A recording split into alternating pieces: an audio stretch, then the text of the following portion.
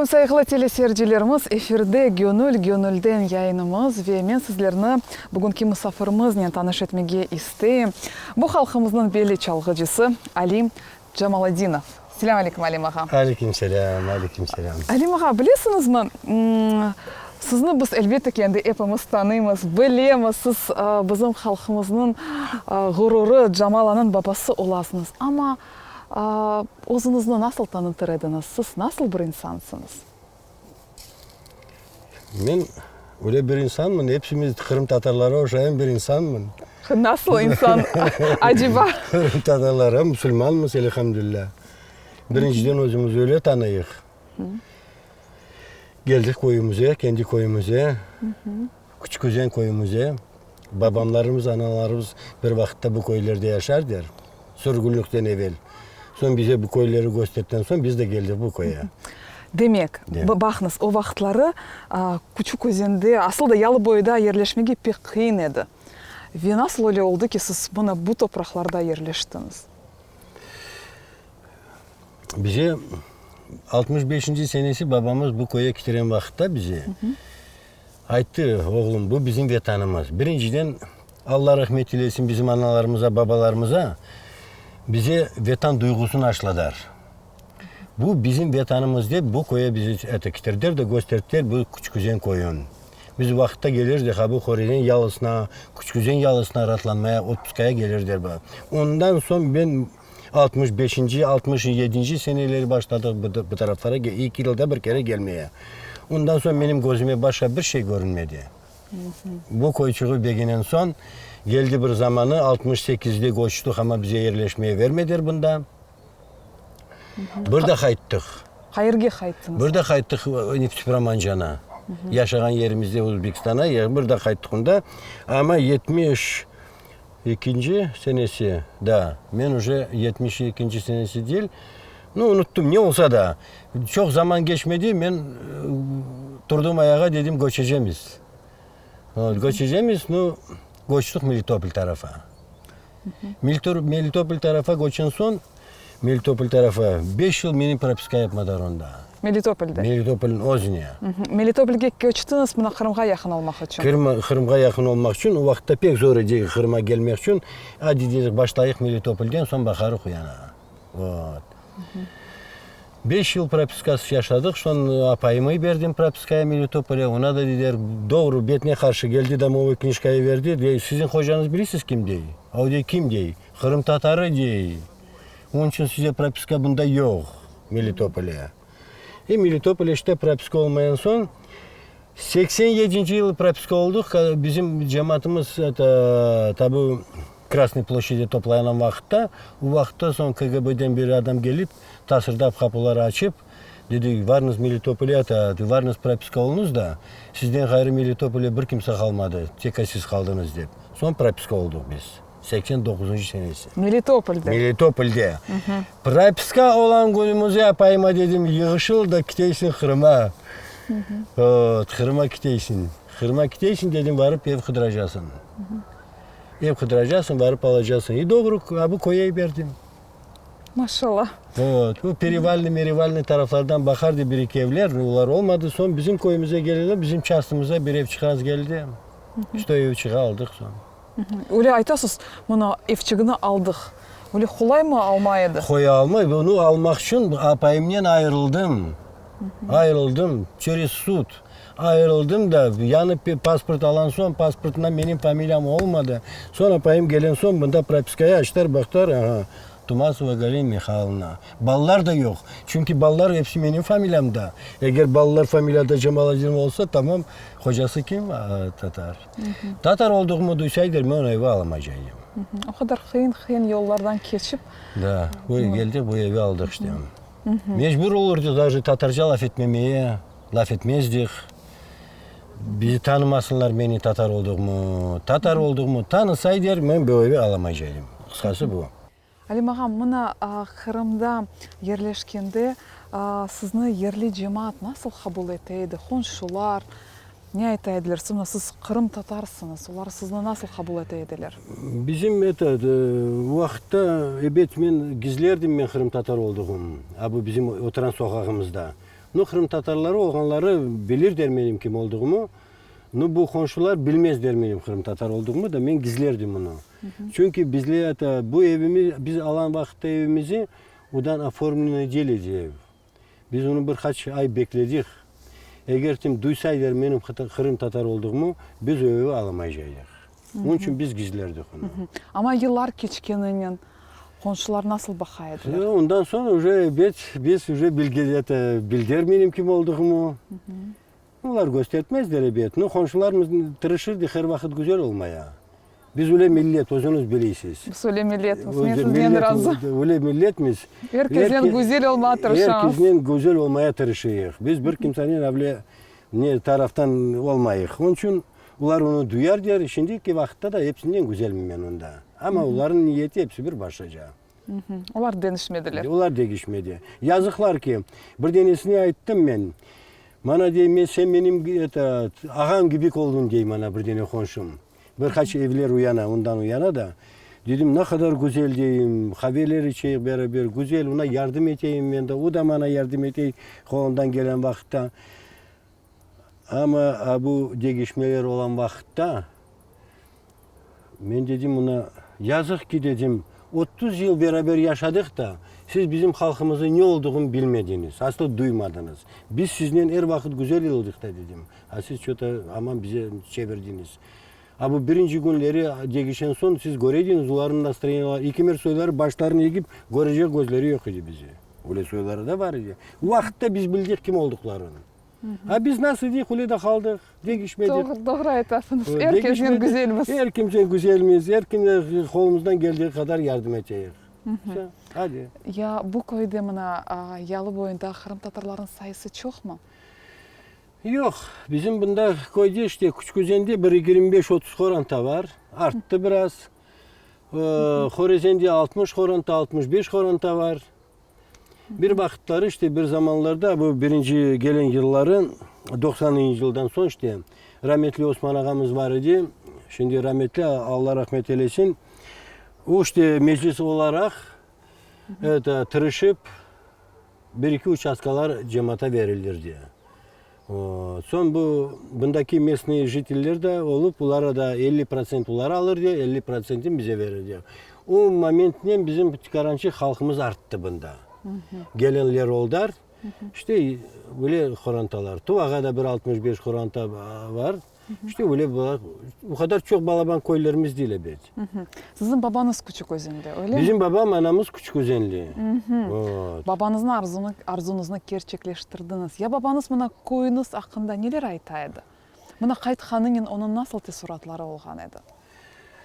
Nasıl aytırdı işte o vaxtırdı kelgen vaxtında bilmeyeyim yaşagan vaxtlarını bunda aytırdı. İşte bunda pek kıyın yaşar der olar. O vaxtları. İşte kıyın o vaxtta her bir yerde kıyın idi yaşamak için. Onlar ballar ederden o vaxtta.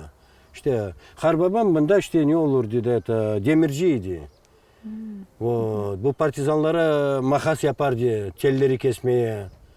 Öyle bir senatı vardı Harbabam'ın ama onu hepsi Nemseler attılar. Sevastopol tarafı al gidip o yerde bir yerde attılar Harbabam'a. Ya siz çalgıcısınız. Sizin sülalenizde çalgıcılar var ediler mi? Yok bizim tamurumuzda çalgı diyen şey yok idi. Siz başladınız. Anamın ağası var idi, turbacı. Anamın ağası var idi. Son siz? Murat Asıl dayımız da. Son biz olduk işte bana. Ya niçin buna çalgıcı zenatını kazanmağa karar aldınız? Yani o vaxtları sizin gençliğinizde bu pek mod oldu mu? Yok mod geleceği işte Nefteprom'a yaşayan vakitte bir hoca var idi işte o vakitte aldır bize akordeon. Mektebe varırsın dediler, varırız dedik işte ondan beraber başladık. Ya bizim halkımızda öyle var. Herkes müzika mektebine öz ballarını vermeye aşığa o var. Ve o vaxtları herkes tırışaydı çalgıcı olmağa, toylar olaydı. Bekim toylara kızar der de, cemaat bekim toylara kızar der. İşte o da bir zenat deyip toylara varıp çalacağımız, kapikleri kazanacağımız deyip bekim öyle şeyler var idi da. Onun için bekim var gancık. Ben öyle niyetim yok idi o vakitten son. Bir paça müzikaya öğrenen son. Dediğin gibi toylar da raz geldi, başladık toylar çalmaya, Özbekistan'a çalardık. Sizin öz ansambliniz de olgan edi. Yok, biz onda Uzbekistan'a çalan vakitte rahmetli Osmanov Halim'den çalgancık, onun babasından çalarcık, Neftipromancan'a. Bunlar hepsi canlılık da, rahmetli Halim Osmanov. Son burada koşan son, biz propiskasıydık da Melitopol'de. Ben Melitopol'e koştum. O vakitte işte kaç yıl, 9-10 yıl çaldık bir takımla. Rahmetli Fikret Ağa, yakında onun neleri çıktı, kızı Salidinova, bekim görgendirsiz, eşitkendirsiz. Rahmetli Fikret Ağa çalardı, onun oğlu çalardı, Enver Margilan'dan çalardı, Şükri çalardı. Ben Rustem Yevpatoriya'dan dostum, hepimiz 5-6 adam olarak çalardık. Bu Kırım'ın içine vakitten 90'ıncı yıllara kadar. Böyle vakitte bizim bastonum halkımız 90'ıncı yıl başladı bunda koşmaya, doğru? Biz 90'ıncı yıl kadar çalardık. O vakitte pek güzel takım diye bizim. Ama 90'ıncı yılı paralar almıştı da. O vakitte de biz koştuk bunda. 89'da aldık bu evi bunda. Gerekli Korantay'ı götürmeye. Evleri bakmaya. Balaşıklar başladı rosmaya. İşte o sebepten çıkarançık biraz paralar almışın son, nasıl aytayım size, toyları bıraktık çalmaya. Ama bugünkü toylarga nasıl kıymet keserediniz? Bugünkü avalar nasıl çalına? Bugünkü vakitte toylarımızı aslı beğenmeyim. Ne için? Aslı da beğenmeyim. Toylar, bu nasıl deyirler size, birbirinden ne oluyorlar? Toylara varsan,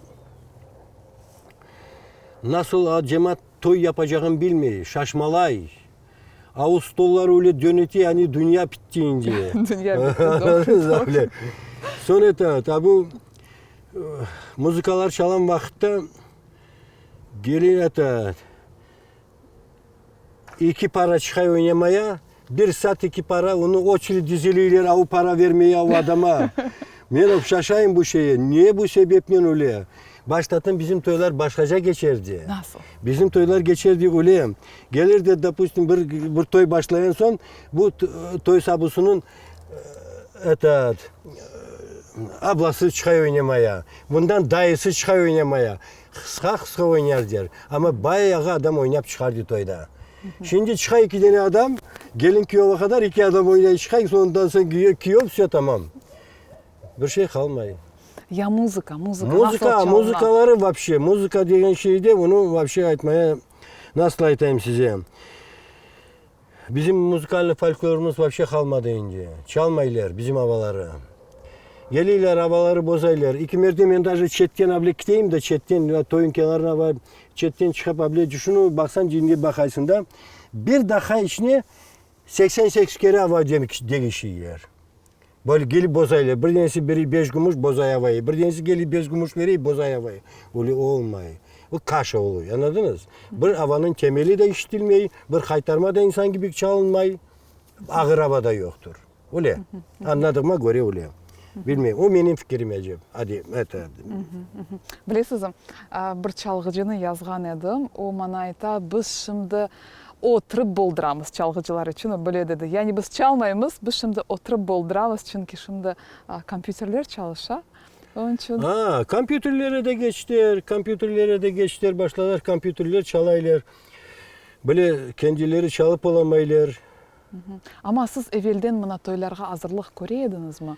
Evet, biz toy repetitsiyalar olup geçeydi, öyle mi? Repetitsiyalar olur diye. Gelin son toya, bana saat 6'da akşam başlasak toyu 6'ya kadar abli durup çalardı. Ayak üstüne, bu remenlerden bu kollar şişerdi. Bu kadar çalardık biz. İyi çalardık kendi havalarımızı. Biz elbet o vakte de onda karışılır havalar biraz.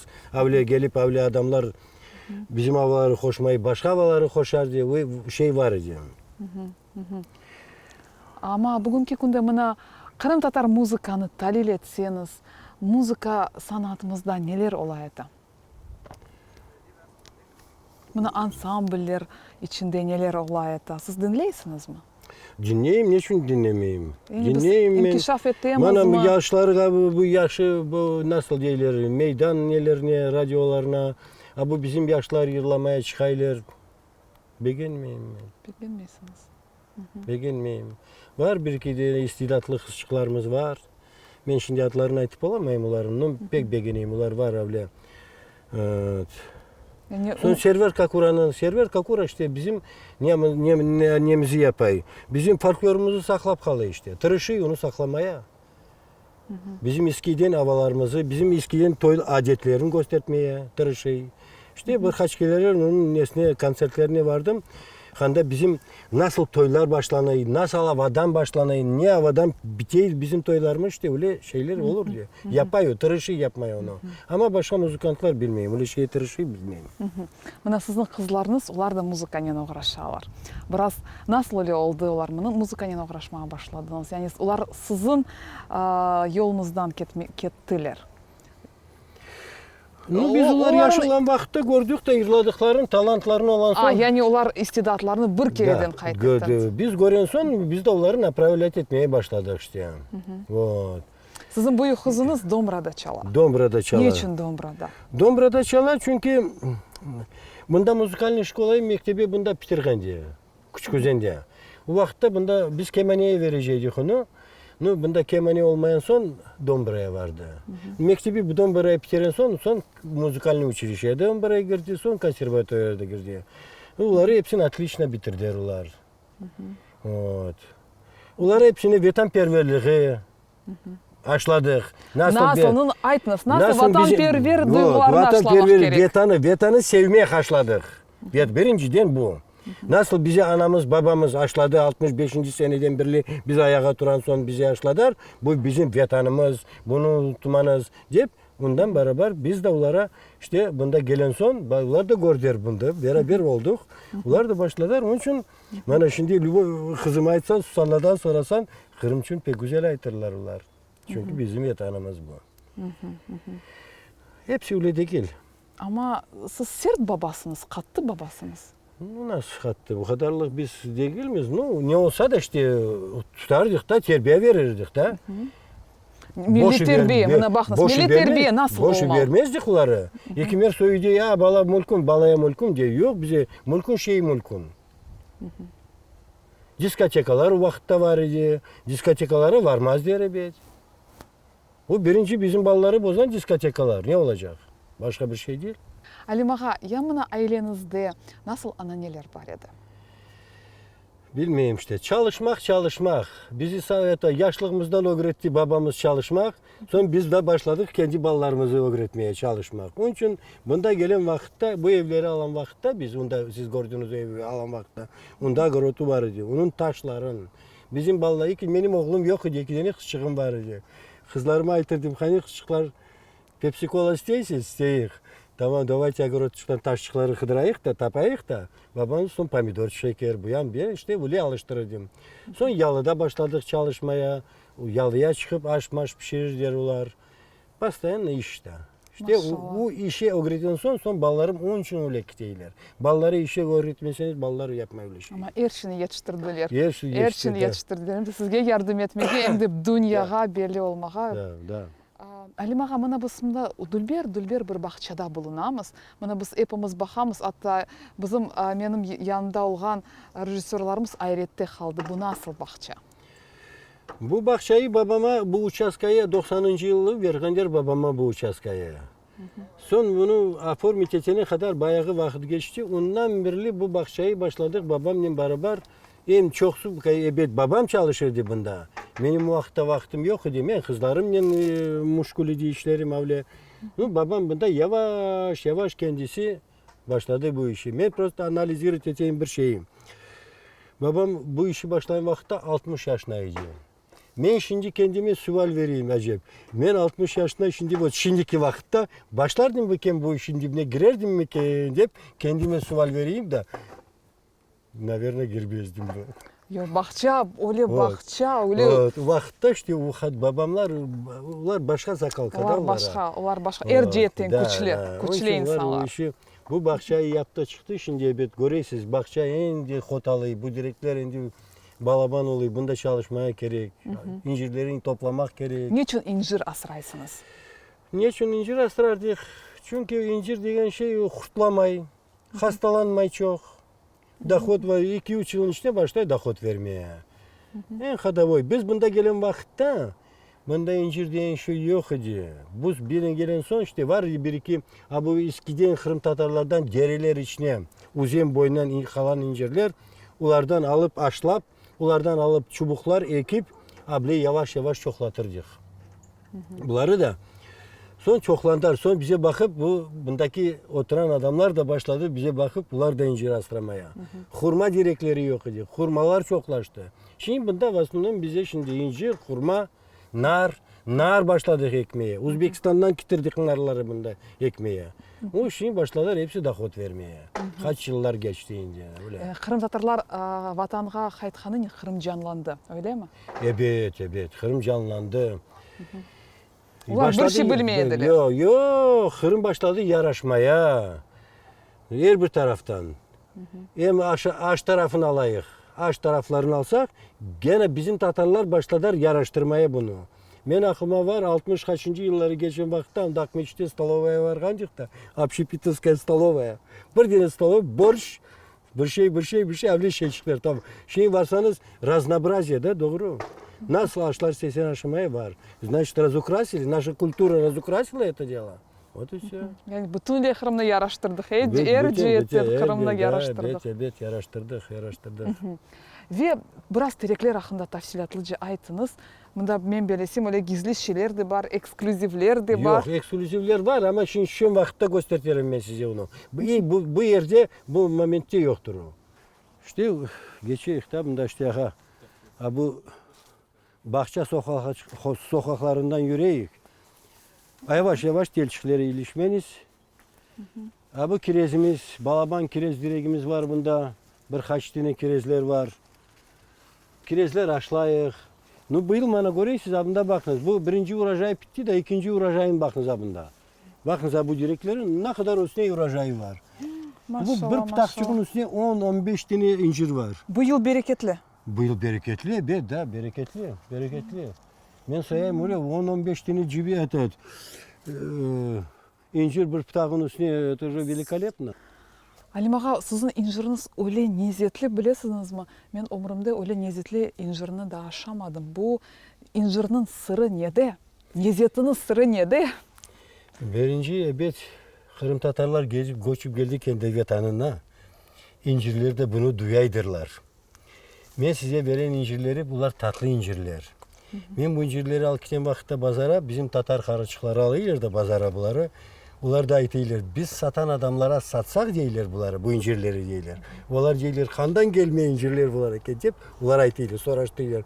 Küçük üzerinden değil, Camalan'ın babası Ali Basra'yı diyen vakitte vay zakazat etiyler, burada getiririz ondan. Bu brand. Aysa bu incirlerinde Cemal adını da taşısınlar. Bilmiyorum işte orada Brand gibi oldu. Да, потому что onlar aytıyorlar, вот это Cemal'ın papa выращивает diyen vakitte vay zakazat bize de getirsin deyirler. Görüyorsunuz mu nasıl güzel?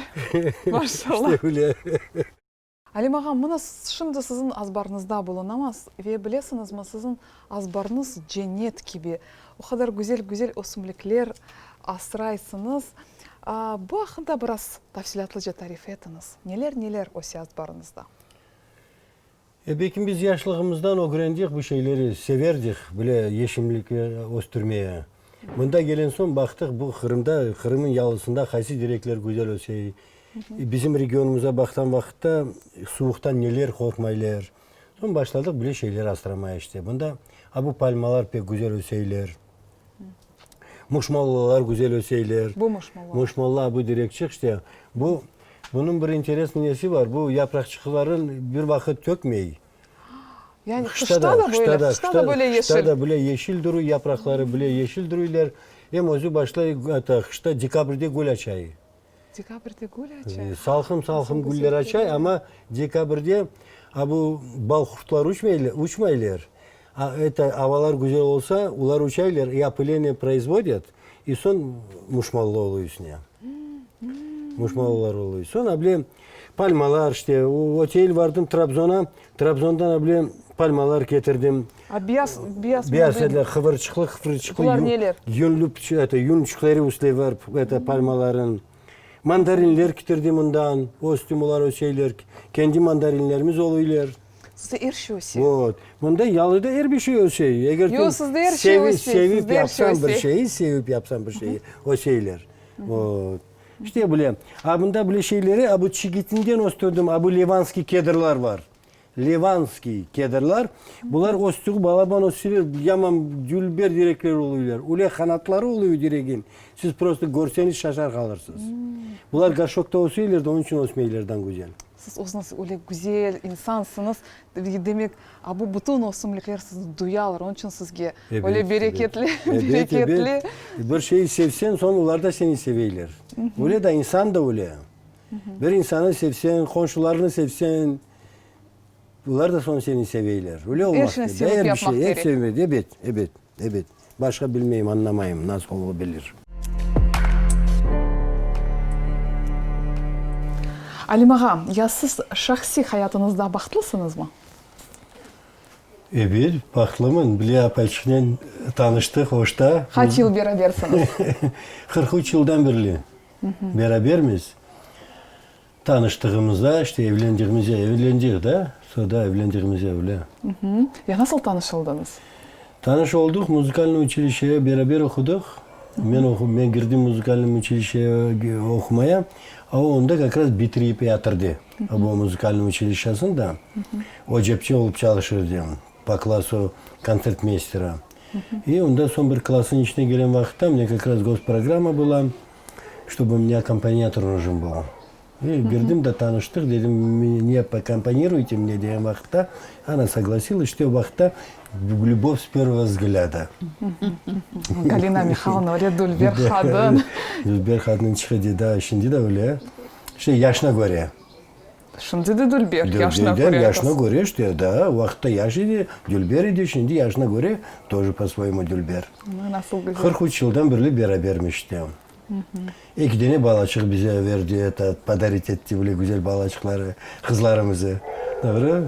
Doğru. Аккомпанировала я ему из князя Игоря «Горе постигло иной». Начиналась вот эта вся партия, как все заглянут, а он поет «Горе постигло», дирижирует. Ну, говорит, Галина Михайловна, тебя горе точно постигло. Скажите честно, Алим аға сложный человек? Сложно вам было? Ну, очень сложно. Нет, сначала, конечно, нет. В конфетно-цветочный период это, как всегда, все. А потом характер у него, будь здоров. Как видите, 43 года живем вместе. Таких деточек у нас замечательные дети. Я ему благодарна за дочек своих. Ну и вообще, когда живешь вместе, всегда надо цепляться за самые хорошие черты. За все, что есть в человеке хорошее. А то, что в каждом человеке есть столько тараканов, столько всякого. Поэтому надо всегда видеть хорошее. Сейчас молодежь поссорились, все, до свидания, до это. Ну, надо же видеть, что есть у этого человека. Он большой трудоголик. Он всегда старается все для семьи. Он очень любит своих детей. Что еще надо для женщины? Полностью всегда все обеспечивает семью. Ну, Остальное сглаживали вы? конечно, я почти все углы там стану. Ну, характер у него не очень, конечно. У вас прекрасные дочери. Да. И Джамала является гордостью крымско-татарского народа, всей Украины. Вы знаете, когда наблюдаешь за ее творческим путем, я настолько удивляюсь, где она берет столько сил. Да, я сама удивляюсь. Она очень сильная доченька моя, очень. Она очень прошла много трудностей, очень много прошла трудностей. И вот, наверное, все это ее и закаливало каждый год. Без трудностей ничего бы она этого не добилась. И, конечно, трудолюбие ее. А трудолюбие, вот это я благодарна нашему бабашке, потому что он их с детства приучал к труду. Вот если вы сейчас походили по саду, по огороду, мы когда сюда приехали, одни булыжники были, вот, никакой земли вообще не видно было, одни камни. И вот это все дети. Он им давал ведро одной, другой, чтобы они собирали эти камни. И они вот с утра до вечера собирали эти камни. И вот это у нас дом, на этих камнях у нас и построен камешки эти. Они, все дети на море идут, бегут. Сусана, Эвелина, идемте на море. А он им нет. Вот соберете, тогда пойдете. Слезы, все было.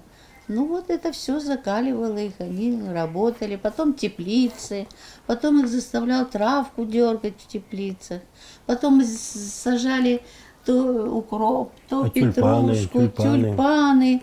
Ну, участвовали всей семьей, мы все работали. И они всегда с нами. Это были первые наши помощницы, дети. Несмотря на это, они так успешно закончили Да, консерваторию. они закончили консерваторию, учились. У них, вы знаете, вот потом, когда преподаватели приезжали к нам сюда отдыхать, я их приглашала, они приглашали. Они приезжали и говорили: мы теперь понимаем, почему ваши дети такие трудолюбивые в учебе. Потому что они видели, как они здесь пашут. Они не работали, а пахали просто. У нас было кафе на берегу. В 5-6 утра они уже должны быть на берегу. До 2 часов ночи там работа. Сусана моет посуду. Эвелина разносит. Я готовлю, Алим готовит. Вот мы вчетвером работали с утра до вечера. Вот все, что вы видите, нам никто нигде никогда никакой копейки не дал. Все это мы своей семьей, все вместе дружно зарабатывали, строились, и они себе зарабатывали на учебу. Мы ничего не давали им на учебу. Свою учебу в консерватории, в Киеве они обеспечивали сами. Они сами. Вот кафе было у них, и Алим им говорил: вот, девочки, вам кафе, зарабатывайте себе. И у них, конечно, был стимул. И они старались что-то там побольше все сделать, потому что они знали, что это в течение года, это ихняя учеба, это ихние платьюшки, это ихние туфельки, это... И работали очень, много работали дети у меня. Я вот сейчас смотрю на молодежь, на девчонок, сколько мои дети работали, наверное, никто так не работал. Но они вот сейчас... Вот я была у Эвелины, была и к Сусане. Они каждый день меня благодарят, и бабашку благодарят. Спасибо, вот вы нас научили. Эвелина говорит: мам, я даже нервничаю. Вот как молодые девчонки, вот, ну, ничего не делают. Как это так?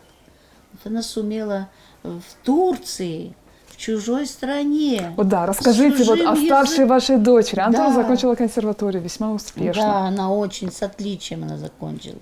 Притом закончила еще аспирантуру же она. Она тоже очень успешна. Она, у нас 2 гран-при у нее в Италии. У нее золотая медаль в Нью-Йорке. Если бы она здесь продолжала, то она бы, как и Сусана, обязательно, где она же лауреат многих конкурсов. Она написала диссертацию, она доказала, что домбра – это сольный инструмент. Она на домбре такие концерты играла. Вот сейчас она опять возобновляет это все. Скрипичные игры. Скрипичные, все скрипичные произведения она исполняет на домбре. Все. Сейчас ваша старшая дочь в Турции. Да, сейчас в Турцию вот она вышла замуж. Я очень переживала, и она сама очень переживала. Я плакала, это вообще думаю, кому нужна домбра в Турции? Это же инструмент народный, вы знаете.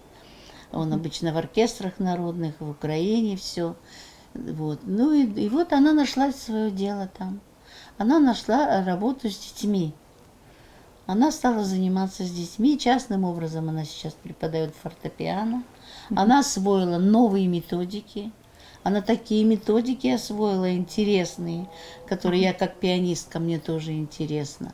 Вот. Она открыла сейчас Академию искусств. 4-этажное здание, взяла в аренду. У нее сейчас класс скрипки, у нее класс танцев, у нее фортепиано, у нее там детки с 3 лет, рисование, художество у нее там. В общем, у нее очень много-много всяких там отделений.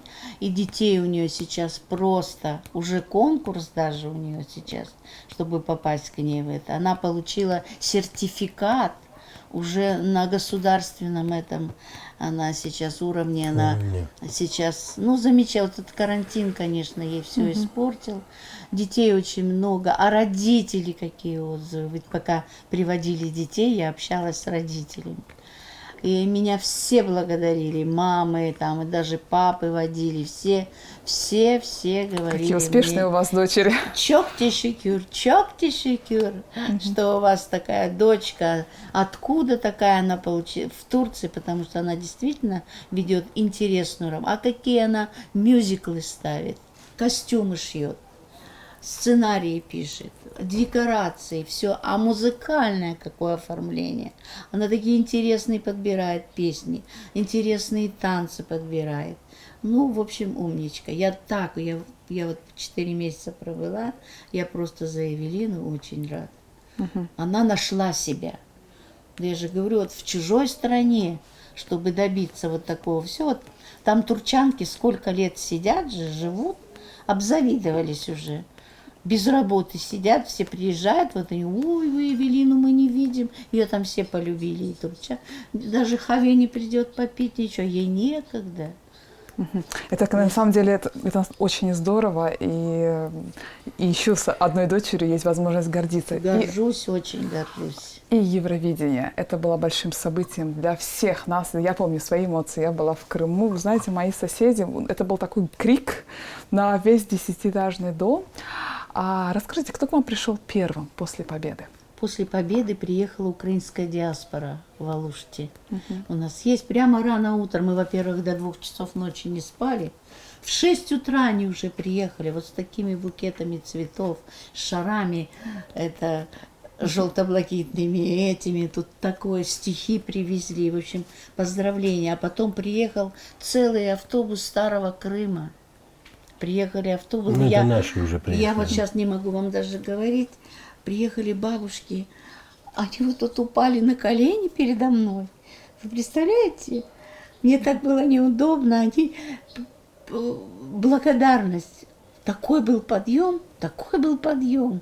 Приходили, я вообще их не... Я говорю, Алем, кто это такие к нам заходят во двор? Я говорю, ты их знаешь? Мы их не знали. Это была очень большая радость. Люди ехали, машины, автобусы, то с Судака тогда, помнишь, приехали, какие-то спортсмены. В общем, у меня тут вот этот вот стол целый, ну, наверное, неделю целую мы принимали людей поздравлениями, весь Крым. Особенно, конечно, меня тронули эти бабушки. Что они приехали, бабушки, Старого Крыма, вы представляете?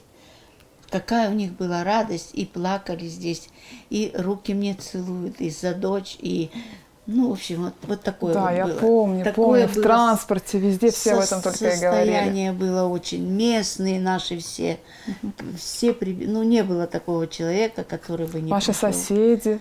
Ну, тут я помолчу, конечно. Вот с соседями уже было по-другому. Тут уже началось, что им песня не по душе. То есть радости было мало. 1944, да. То я провела параллель, она же в Юрмале же тоже победителем была. И вот когда она победила в Юрмале, то вот тут на воротах прям написали буквами красивыми «Джамала, здесь живет Джамала, поздравляем» на заборе, на воротах. Вынесли вот тут вот прям столы на улицу. Все соседи вынесли столы и накрывали. Мы праздновали всей улицей, всем селом. Это когда Юрмала была. Да. Это было И когда что же Юрмала. А случилось? на Евровидении решили помолчать? И что же случилось? Вы представляете, как люди поменяли свое лицо. И вот вам победа в Евровидении. Что случилось? Что там песня? Это песня. Ну что, 1944. А что она вам сделала, эта песня? Песня им не понравилась. Почему она спела так? Я задавала им вопрос, а что случилось такое? А почему вы меня не поздравляете? А почему нет? А что за песню она поет? Что это за песня такая? А победа? А победа? Эта песня им не хорошая. И радости у них не было. Так мало того, А сколько слез потом у нас было. В сельсовете она же была гордость Малоречки. В сельсовете висели ее портреты, ее грамоты, ее везде На доске почета, на доске да. почета.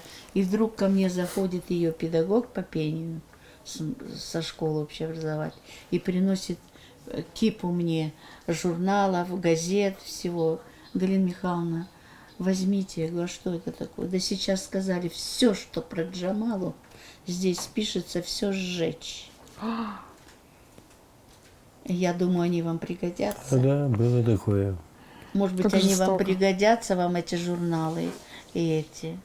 Представляете мое состояние? Сколько у меня было слез. И я вот эти журналы, у меня так все еще здесь. Как Все, вам- все. И в школе общеобразовательной, и в сельсовете. Все. Сусаны нет. Как будто ее не было. Вот такое мы пережили, конечно. Новый председатель был уже, он увидел на доске почета ее, говорит, а что она, говорит, здесь делает, говорит, уберите ее отсюда. Вот это было в сельсовете. Гордость села.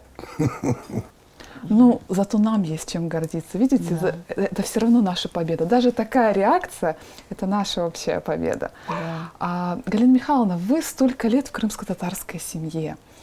Как вам крымско-татарские традиции? Очень много хороших, интересных традиций. Во-первых, первое, что это гостеприимство. Наверное, такие, как говорится, сердобольные. Люди, которые всегда с любовью, всегда всех встречают. Кому бы ты ни зашел, сразу проходите кофе, сразу на стол. Все, я просто всегда пора. Мне это, как мы столько стали встречаться, Али меня начал возить там по гостям, по это. Очень хорошо всегда все встречают. Много хороших. Еще мне вот очень нравится традиция, когда у нас в селе проходит таплашу. Вот когда встречаются. Я была просто вообще встреча земляков всех.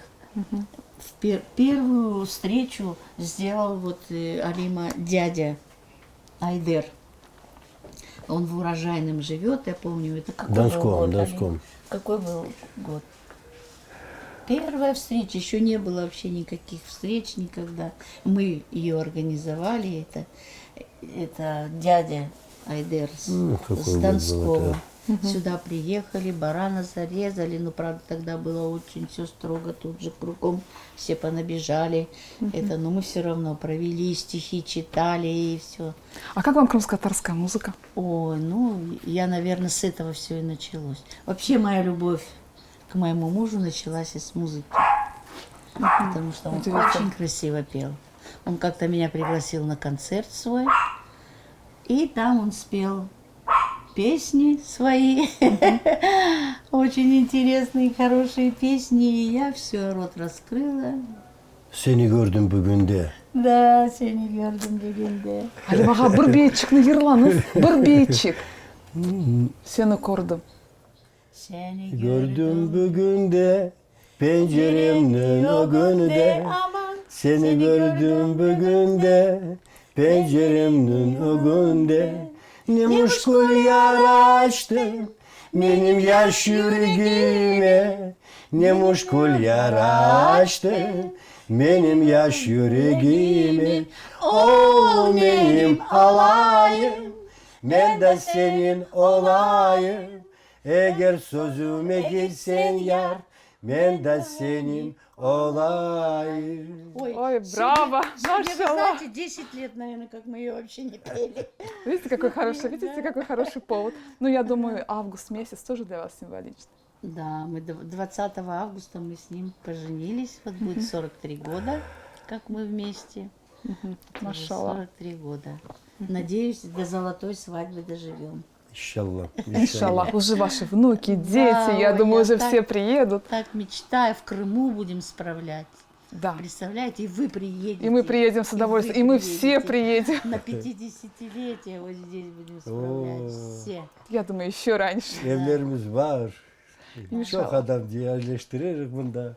Иншаллах, валек күнлер келсін. Gelsin. Алимаға, я керчек хаятта кім сіз үшін қараманлар? Benim için birinci ebed bizim milletimiz. Kahramanlar. Niçin degende milletimiz kaç yıllardan beri böyle ağırlıklar görüp, böyle ağır yaşayışlar, ne kadar sürgünlükler görüp gene ayak üstüne durup o gittiği. Yavaş yavaş o gittiği.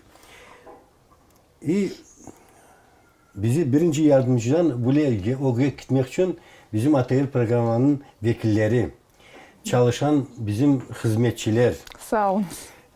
bizim kızlar, yaş kızlar, Gülsüm, Elmas, Lenur İslamov, Mujdabayev Ayder, çok su başkaları var. Belki familyalarını etmeye bilmem, tapıştırmam. Ne olsa da onlar birinci bizim kahramanlarımız.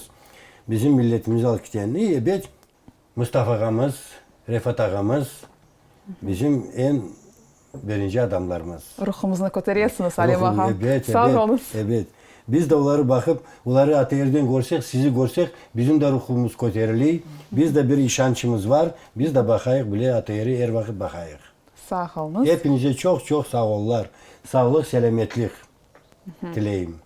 Sağ olun, Halim ağam. Алим без АТР жить не может. Вы что? Это его жизнь. Он Нам сразу приятно. бежит, сразу АТР. Работает или не работает? Галина Михайловна, а вот самая ваша большая мечта, связанная с Крымом? С Крымом, ну, наверное, у нас у всех одна мечта, общая мечта. И она сбудется. Не буду озвучивать ее, можно? Можно, но мы все верим, что Ну, мы скоро все это верим, произойдет. Это все произойдет, и мы все верим в это, и это все будет здорово. Çok sağ olun Halim ağam. Галина ханым, мен бүгін сіздің айлеңізден өле бір айретті қалдым ве мен сіздерге жан жүректен миннетдарым. Я хочу вас тоже поблагодарить, всю вашу бригаду, съемочную, вас, Ильмаз, лично, что вы такое внимание уделяете нашей семье. Большое вам спасибо, Спасибо вам, что Галина вы к ханым. нам приехали. Сайқыл телесерджилеріміз бөле мына гүзел, хош нұқтада біз программамызны екінлейміз ве мен хатырлатам программамыздың мұсафирлері Алим аға Джемалединов ве Галина ханым олған еділер ве олардың ижрасында шымды гönüllеріні тітреткен ер яңғырajақ. Мен есе сізлерінен сағлықлашам, біздеріні дайыма сейретіңіз, чүнки біздерінен дайыма мерақлы.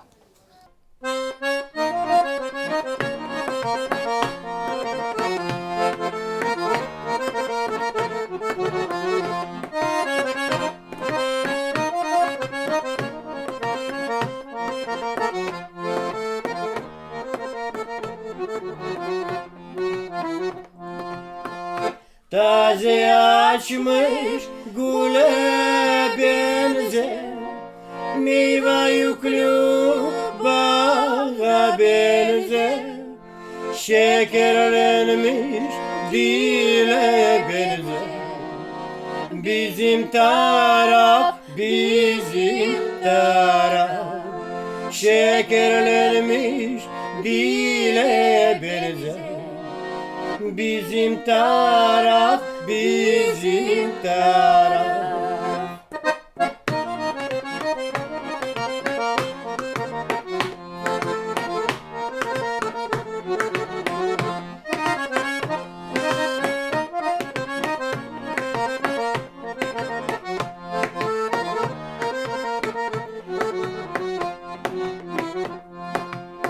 Nerede vardır böyle ava?